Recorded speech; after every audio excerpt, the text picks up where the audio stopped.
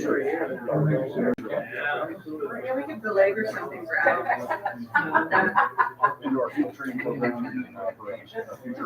Or I. They're expecting nutrition over the next year. Yeah, So, yeah. They started look at them. That's what we did with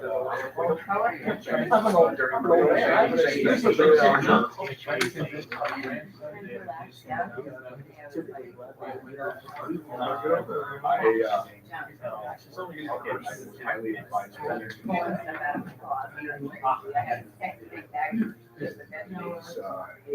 I work at. Yeah.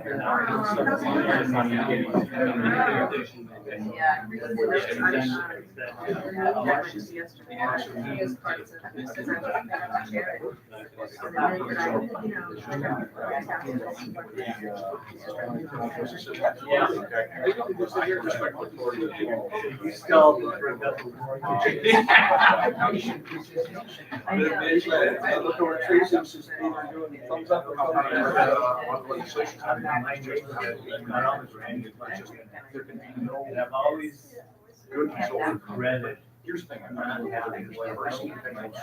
Okay, and it's just like, oh my God. He's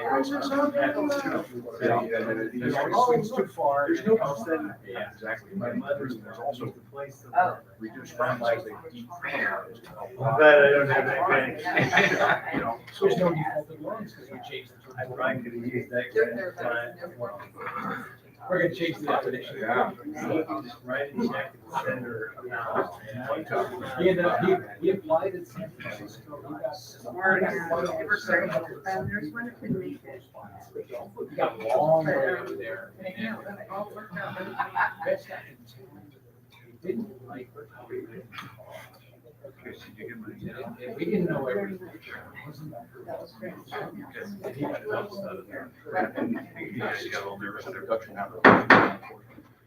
We'll call to order the meeting of the Winter City Council on Tuesday, June 18th.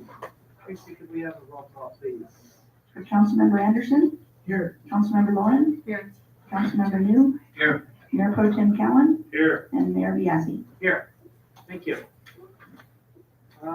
Chief Miller, would you lead us in the pledge of allegiance, please? I pledge. Please join me in the pledge. I pledge allegiance to the flag of the United States of America and to the republic for which it stands, one nation, under God, indivisible, with liberty and justice for all. Thank you. Okay, we go into approval of the agenda. Mayor and Council, staff's requesting that item D from the consent calendar be removed from tonight's. Move. Move for approval with the change. Second. We have a motion and a second. All in favor, say aye. Aye. Opposed? None. Passes unanimously. Move on to council and staff comments. Councilmember Lauren. All right. Going back to Thursday, June 6th, Mayor Pro Tem Cowan and I interviewed candidates for the Planning Commission.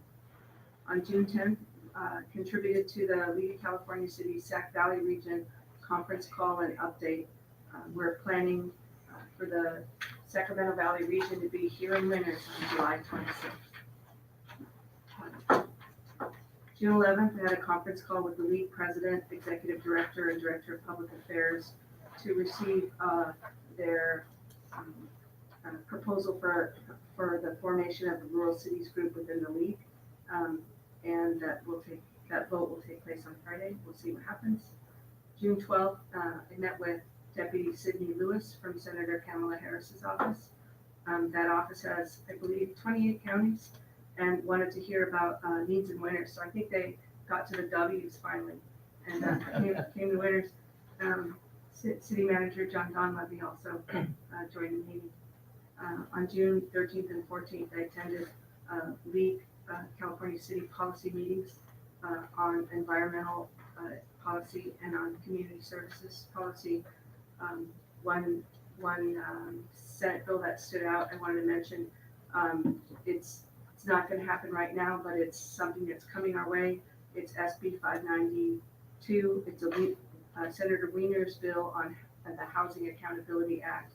basically would make it illegal for cities to turn away projects that conform to our plans. So it's a big stick for us to make sure that our general plan, especially with housing and climate, are up to date, because it's coming back our way. On June 17th, I met with City Manager John Donlevy to review tonight's agenda. I also attended a water resource meeting and sustainable groundwater combined meeting. That's all. Thank you. Councilmember Anderson. Thank you, Mayor. On Monday, June 10th, at 6 in the evening, I traveled to Woodland and attended the Yola County Transportation District Board meeting. On Wednesday, June 12th, I attended the 9 a.m. Air Quality Management District Board meeting in Davis. Thursday, June 13th, at 3:30, I attended the Lower Cedar Creek Coordinating Committee meeting in Vacaville. And at 6:30, on June 13th, in the evening,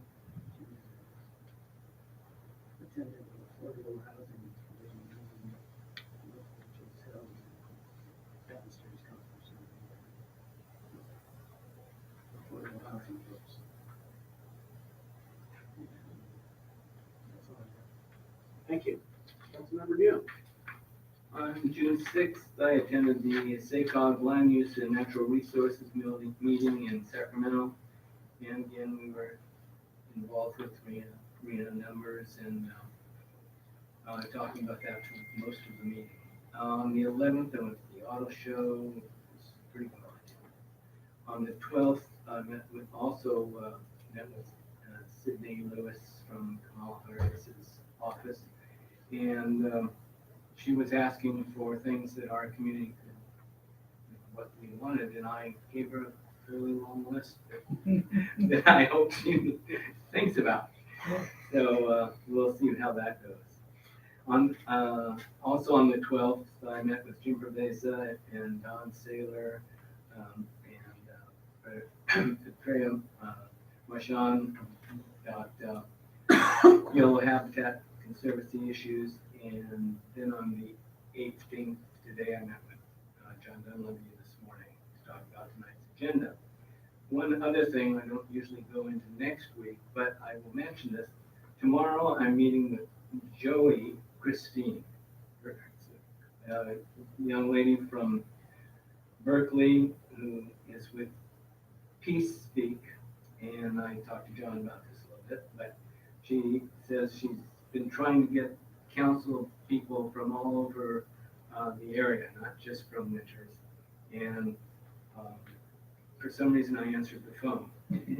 But if anybody would like to meet with her, any of council, is available tomorrow at 1 o'clock at Stead Yetis.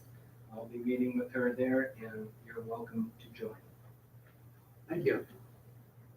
Mayor Pro Tem Callen. Yeah, thank you, Mayor. On the 6th, as mentioned by Councilmember Lauren, we held planning commission interviews, which we'll discuss a little later. On Saturday, the 8th, I believe it was, I attended the closing ceremonies for Winters Little League.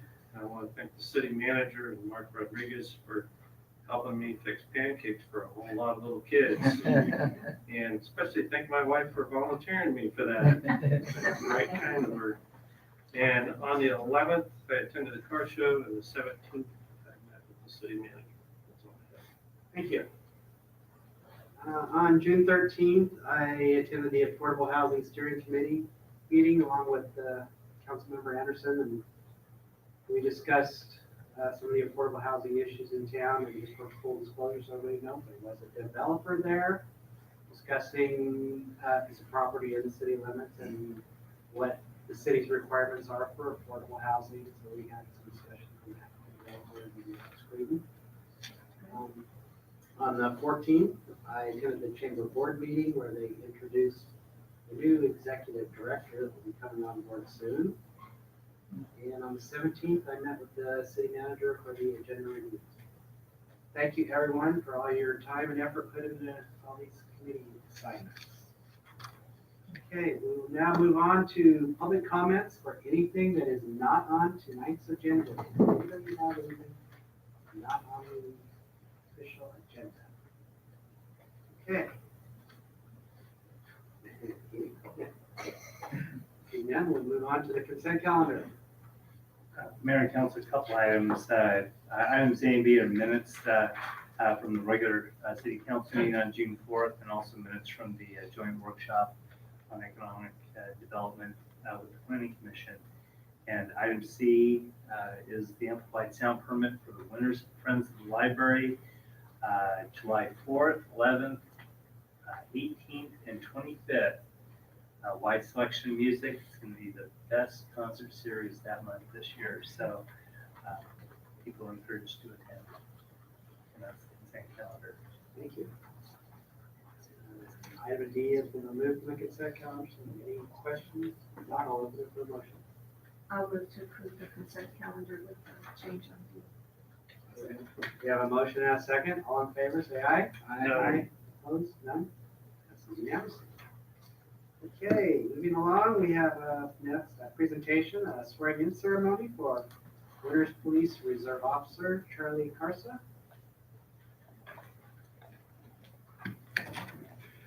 Good evening, Mayor, council members, city manager, and members of the community of Winners. It's my pleasure to introduce tonight our newest reserve police officer, Charlie Carsa. Charlie, please come up. Tell them all about you. All right, Charlie was born in Kuwait and raised in Jordan and the West Bank of Israel. Charlie moved to San Francisco in 1981 with his sister and grandmother and attended Bay Area schools where he became an accomplished gymnast. Charlie coached gymnastics for over 24 years in the Bay Area, Santa Cruz, and Vacaville. Charlie also serves as a judge for the USA Gymnastics Judges Association, where he served for 22 years and still serves. He travels throughout the Western United States, judging competitions ranging from the youth to NCAA level athletes. Charlie has worked as an EMT with an ambulance company in Santa Clara, and he originally pursued a career in the fire service, but changed his mind and attended the Napa Valley College Police Academy, graduating in 2016. That's where Charlie gets really interesting.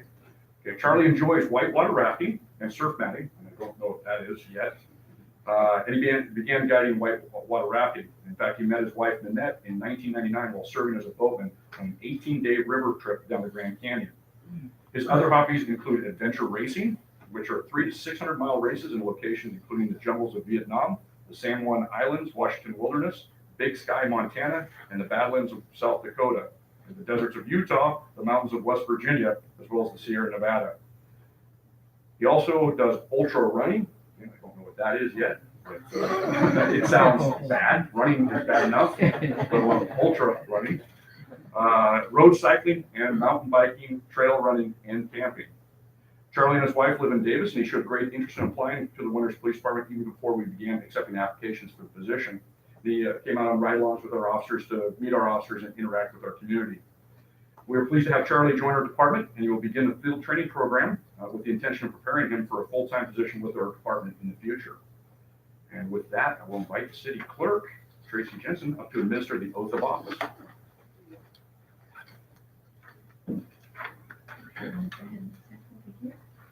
Please raise your right hand and repeat after me.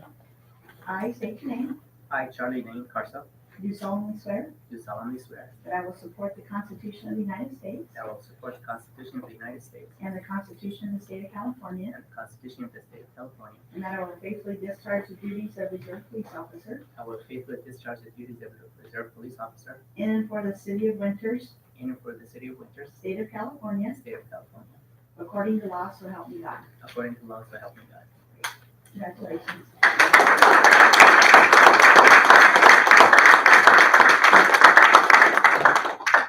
Charlie has asked his wife to pin his badge. It's never a good idea. And just The sharp end first.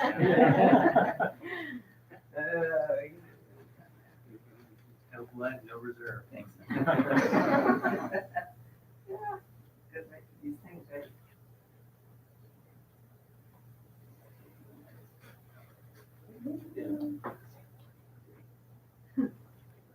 I'll get even with them later. You help me find the pairs of the here. chest. Yeah. Ultra brain.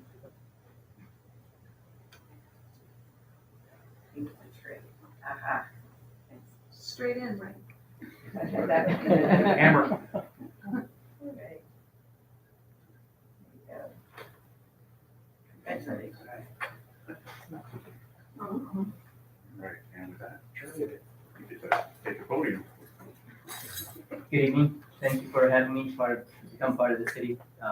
Being over here with Winters PD. It's been a long journey. I've been doing ride-alongs with the department for almost 2 years.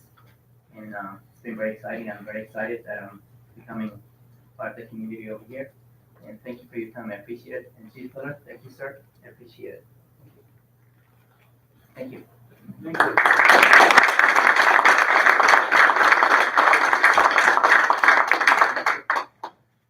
Welcome to Winners. Congratulations. Thank you.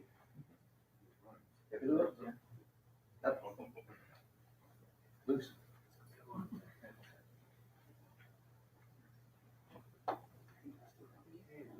to tonight's discussion items.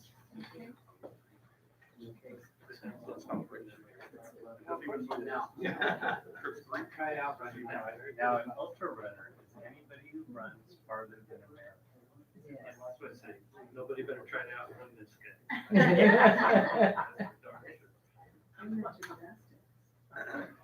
Discussion item number 1 is a public hearing to receive input from specific property owners regarding implementation of weed abatement 2019.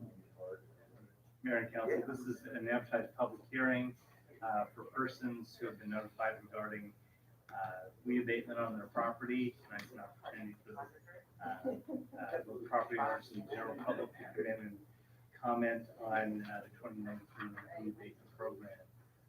So if you can, we just ask that you just open public hearing.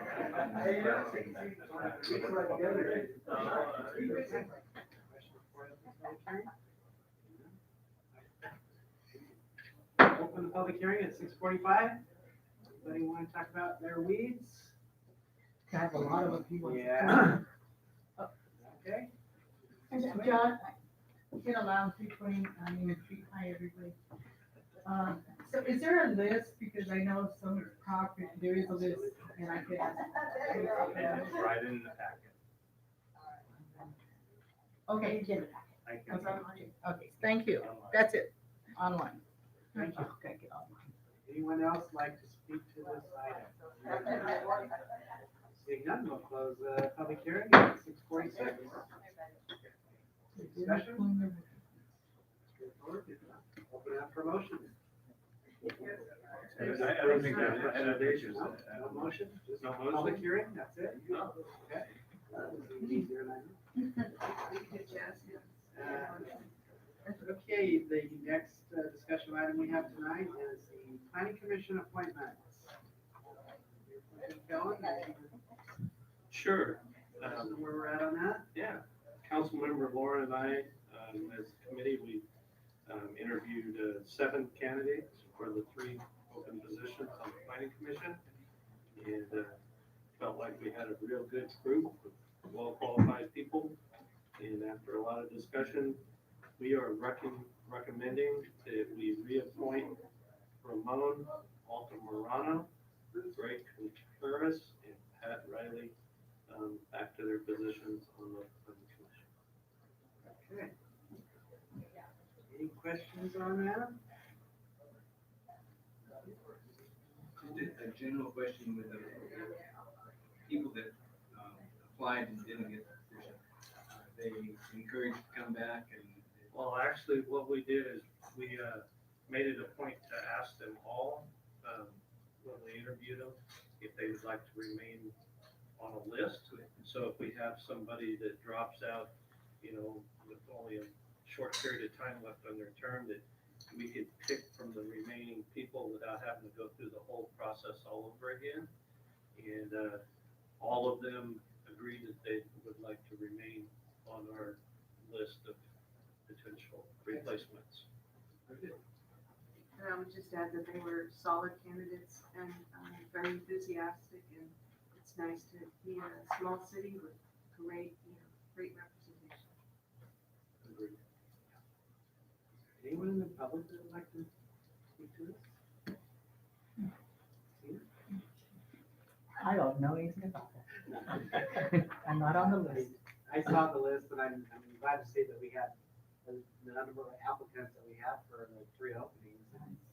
It's encouraging to know people are interested in, being a part of what the decisions that are being made for the city. So it's good to have choices to pick from. Kate, do you want to say something? I'll do it totally short. Okay. A short, enthusiastic. Sure. Thanks, Kate.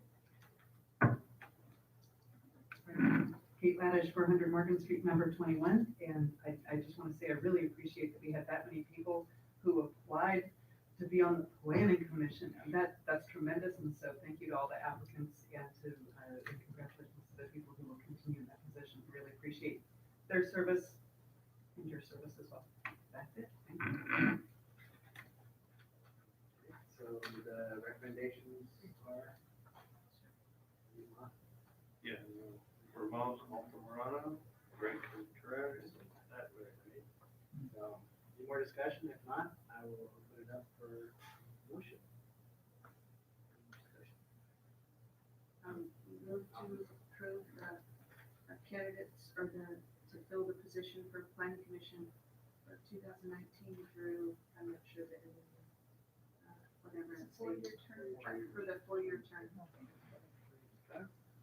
We have a motion, do we have a second? Second. The motion and a second, all in favor say aye. Aye. Opposed, none, passes unanimously. And I'm glad to see that we have 3 commissioners coming back who have been serving on the planning commission, we have some experience, so I think it's good. And thank you also to our chairperson. Yep. Who's here tonight for the planning commission, would you like to say something? Thank you for filling the positions. Thank you for keeping all 3 of those on. They show up, they read the stuff, they do a good job. So thank you very much. Absolutely, I'm at those meetings, they've seen it happen, so yeah, they're doing a great job. So. Thank you. All right. Moving along, the next item is the pension and other post-employment benefits policy. Shelley's coming up, just as a way of introduction. Without question, probably the #1 fiscal issues dealing with every city, every county, every governmental agency in California has to do with a pension and other post-employment benefits, also called OPEB. And this is one of those really quiet issues that's actually major. Over the years, we've worked from a fiscal sustainability standpoint to be policy-based in how we manage our overall finances for the city, but also to be pretty strategic. And for anybody who's out there, I really think that this is probably one of the best staff reports that Shelley's put together. Whenever you put in numbers, whenever you start using percentages, and once the dollar signs get beyond 4 digits, people stop reading. But this is probably one of the most basic, easy to read items out there, dealing with probably one of the most important topics that the city has. So why don't I turn it over to Shelley to talk about recommendation regarding pension and OPEB policy. Good evening, council. So what I have before you tonight is a pension and OPEB payment policy. It's a guideline and a policy on how we're going to include monies in our budget in the upcoming years. It's also as a policy, policies are put in place so you know what to do in the case of an emergency. So instead of putting out a fire and trying to figure out how to put out the fire, you have a plan on how to put out the fire. So that's what a policy is. It tells you we see a potential problem coming at us. We want to plan on how to take care of that problem, and we don't want it to be a last minute, throw our hands up in the air, scramble around how to do it. So as John mentioned, pensions and OPEB have become big topics for cities and counties in California, and the state. They're having their issues as well. We only have, so I'll start start with the easy one, is the OPEB. The only other post-employment benefit that we offer our employees is the ability to stay in the CalPERS health system.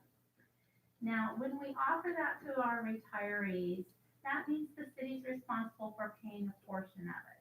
We pay, this year we're paying $138 or something like that per month per employee. And it goes up by the cost of living, and the state sets that year to year to year. That's our post-employment benefit, and what we've had to do is have an actuary look at that, calculate if everybody retires and everybody stays on the insurance, and how much do we need to have set aside to make sure everybody that retires is taken care of.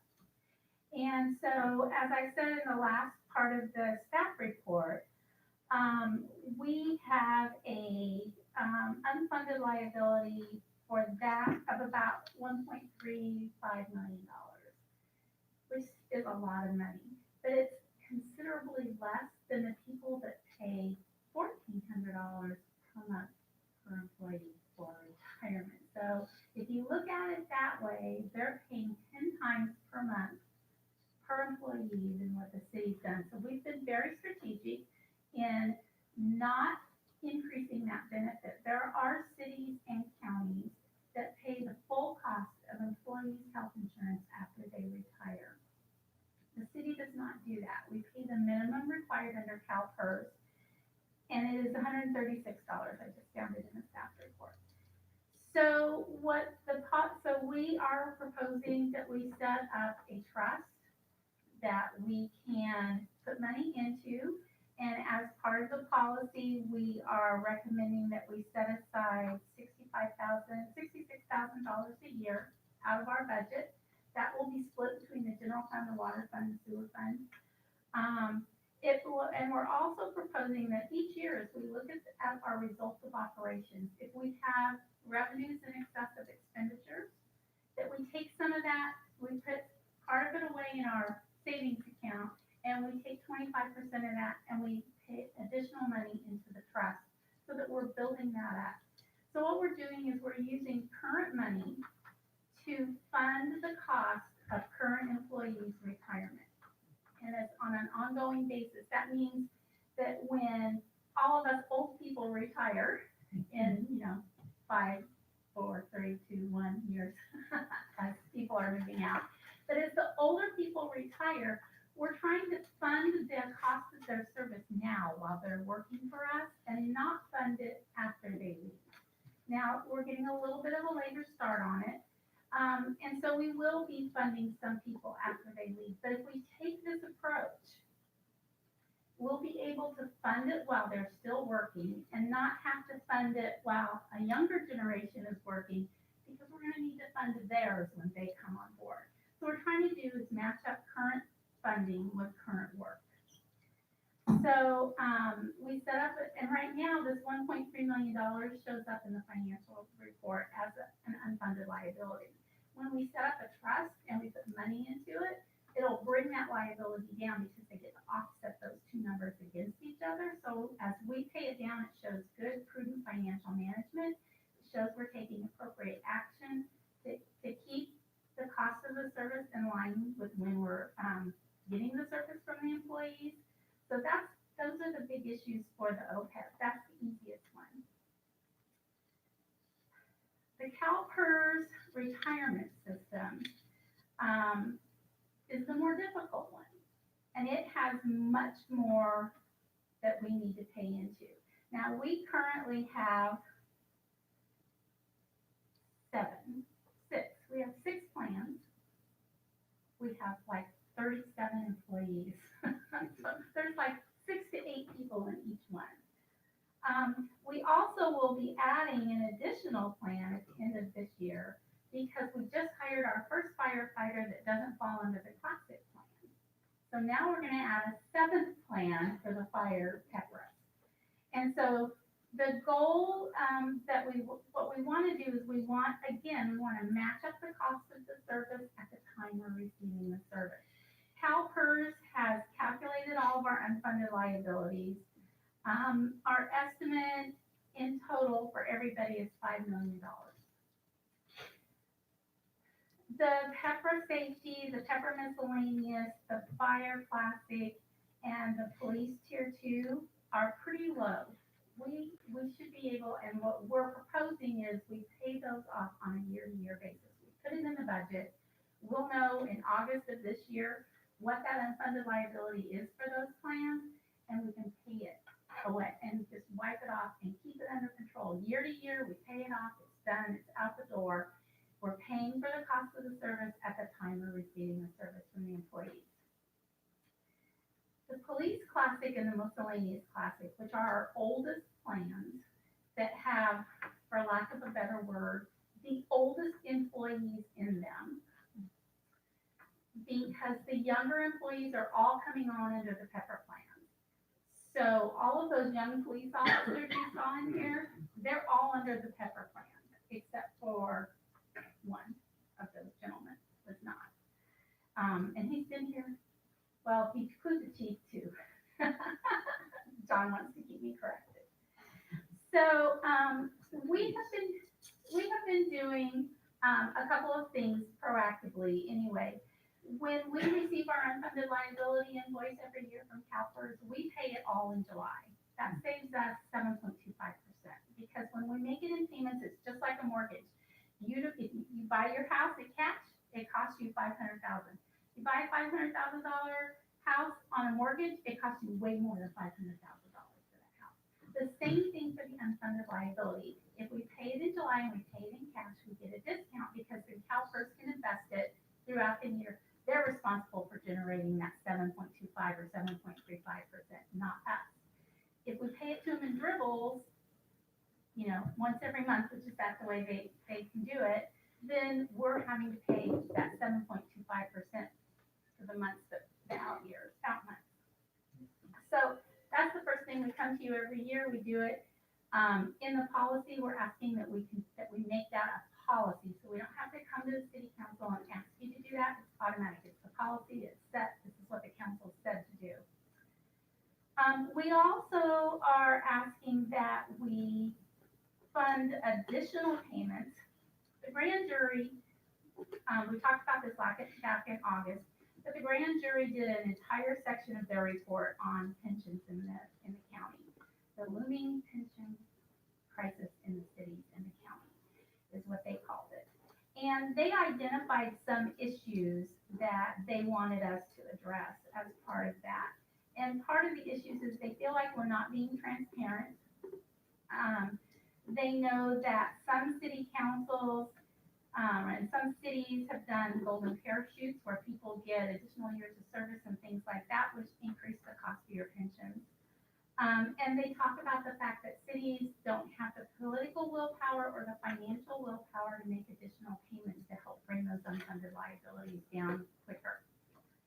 And they gave us some deadlines on things to do. They wanted us to do a public education campaign. They talked about coming to the city council and having a frank discussion. We did that in August of last year. We also talked about it again when the CAFR came out, because that was a big section of the CAFR. Part of the change was the change of the notes for the unfunded liability for the OPEB. It went from like 90,000 to 1.3 million. So we talked about that. They wanted a statistical template to look forward and look back and see where things were going, and we've done that. They talk about looking and investigating alternatives to the CalPERS system, an alternate or additional or some kind of change in the retirement plan. And they talked about making additional funding choices, putting more money in, adding money in. And they talked about collaboration between the cities in Yolo County. I know that as finance people, we've talked about it among ourselves, but you would think in the same county that we would all be very similar. We're not. There's 4 cities and there's 4 different ways to do things. And their costs are so much larger than ours, but their revenue sources are larger, so they can kind of attack things a little bit differently than we can. What we're, asking is that we make additional payments each year into the CalPERS that we included into the budget. That the first year that we make an additional 100,000, 50,000 in miscellaneous, 50,000 into the police. The second year, we do 75,000 into each of the two. And then every year thereafter, we do an additional 200,000. Included in the budget is part of our budgeting process. It becomes part of the decision-making process as we work on our budgets. And then once the actuary, and then again, we're asking that we look at the year-end results for the water fund, the sewer fund, and the general fund, and that 25% of revenues and excessive expenditures be sent to CalPERS. Because this will make a huge difference in our financial statements every year. It shows prudent financial management, it shows transparency, it's right there, it's in the policies. And we're funding service costs while the service is being provided by the employees and not moving this out. Based on the policy recommendations, we can pay off the current unfunded liability in about 12 years. Right now, CalPERS, it has us going on a 20-year amortization schedule. And if we stick with this policy without the 25%, because those are unknown, so I left those out, we'll save $1.5 million in interest alone. So we're saving the city money.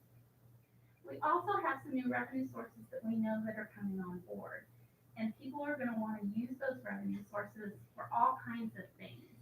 But one of the things that we wanna do is use those revenue sources to put the city in the best financial position that we can put them in. And we believe this policy will do that. It'll accelerate the payments to PERS, it'll reduce that unfunded liability, and it'll align the cost of the service being provided by the employees with the time period of providing that service. I do need to make sure you understand the unfunded liability will never be zero, ever. Because it's based on who's working, who retires, how the stock market did, how their real estate investments did we, they assume certain percentage increase in wages. Did wages go up by that amount or did they go up by more than that amount? It will never be zero.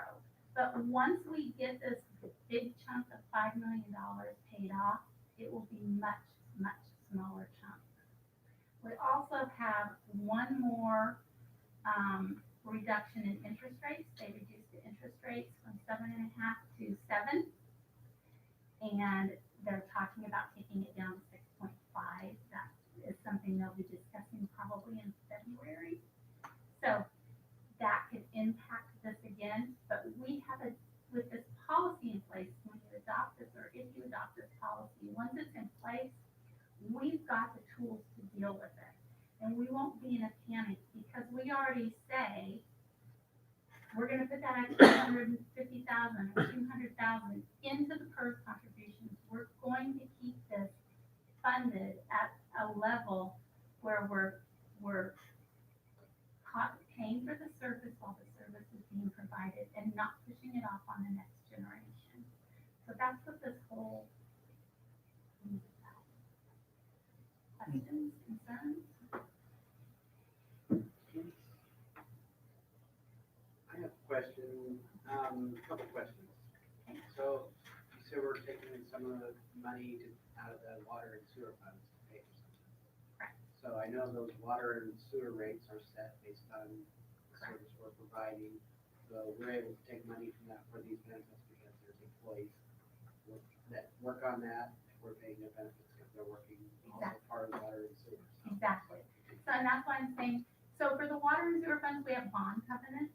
And I think I was pretty clear in the policy that, 25% of net revenues in excess of bond covenants. So we're not gonna violate any bond covenants doing this. All of the sewer employees, every employee that's assigned strictly to the sewer are all Pepper employees. Every single one of them. So they're like the lowest not so much. They have a little bit of a combo of Pepper employees, which are the younger people that came in under the new law, and the Classic, which are us older people. But the same thing, we have bond covenants, we will not violate the bond covenants. But once we've met the bond covenants, if we have revenues in excess of expenditures over and above what's required for the bond covenants, then I don't want to take it all, I want to take 25% of it, move it over, so that those people have their, all of that getting paid for while they're providing the service.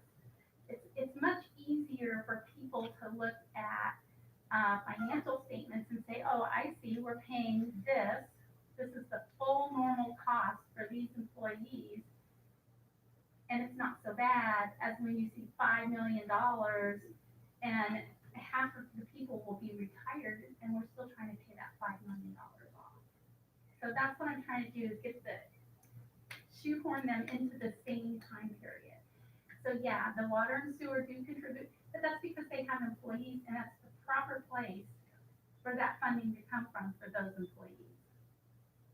And when we pay our payment in July for the unfunded liabilities, we allocate it to water and sewer, because it is truly part of the compensation for those employees that are employed by the sewer enterprise fund and the water enterprise fund. And the other question, so you said from the grand jury report, they recommend that we look into alternatives to CalPERS. Did we find any? Well, I have not looked that hard. Most of it's going to be a deferred compensation type thing. We do have several deferred compensation plans that employees contribute to right now. But all of our MOUs and all of our contracts say that every employee will become a member of the CalPERS retirement system, and we haven't tried to negotiate out of that. So we can continue looking into those alternative forms. But you've got people with 25 years in a CalPERS system that are probably not going to be real thrilled to see that come across their desk. Potential alternatives for new employees? There is a potential for new employees. We have to look at the legality of that. There's a lot of legal issues tied in. You can't treat people as, what's the word? A different class. You can't have different classes of employees. Is that the word I'm looking for, Ethan? I think, you can't have one class, one class, one class. So we have to be very careful about it. There's a lot of legal stuff involved in it. And it sounds really great to look at an alternative retirement system. But for existing employees, that's really problematic. And plus, we have the joy of being both members of not only PERS, but we are also members of Social Security. So, yeah, we get the benefit of both. It's great. We get to pay for both too. As an employee, we get to pay for both. And as an employer, you get to pay for both. So I have done some looking into some stuff. I've also looked into, CalPERS is looking at starting up an additional trust on the pension side, and I've gone to one educational event for that. I'm not thrilling me so much as just making extra payments would be, because unlike the trust for the OPEB, you can't deduct it off your balance sheet. So I'd rather see this stuff come off the balance sheet through CalPERS, make our balance sheet look better, than give CalPERS more investment with them just doing the same thing basically they're doing with the pension money. So. I think it makes sense. It sounds like really good policy moves to make to try to pay this stuff down as much as we can. And look at, some of the future revenues that were coming in and applying some of this liability. I agree. I'm glad to see us making this much effort to keep this under control. So many agencies and jurisdictions around us, it's an out of control subject. I'm glad to see us keeping it under control. And I also really like the idea of the lump sum payment at the beginning of each fiscal year to save us that 7.5%. I mean, that's huge over that period of time. you know, what did it say, $1.5 million? I mean, that's a lot of money. So, thank you, Shelley. I'm glad to see all of this moving forward. So if you don't have any more questions, then I'm asking that you adopt resolution 2019-22. Can we do that?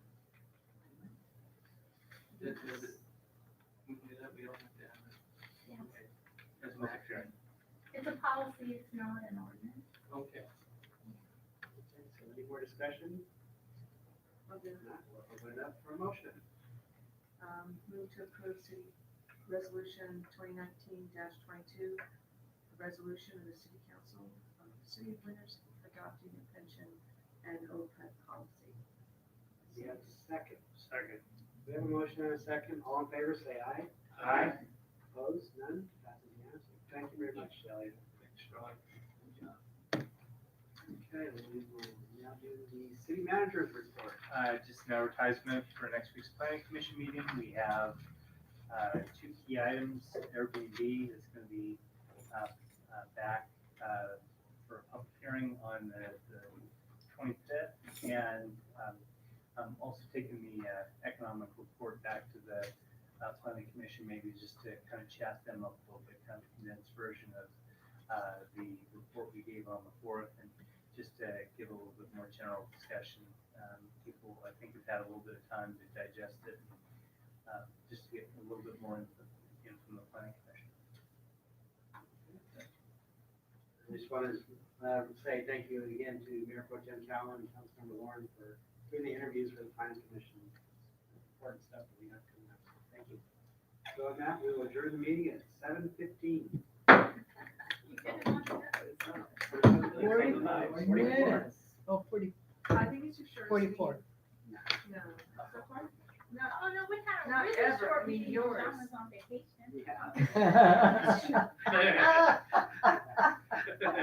We That's did. true. And then we had a We flood. didn't even Yeah. And then you had a flood. Then we had a Oh, flood. yeah, that's right. Who doesn't get to go to Mexico in January anymore? The flood's already happened. I think you could just. Yeah, Oh, you just no, can't- no. Thank you. Thank you, thank you, thank you. Hey, hey. Hey, Tracy. Well done, all.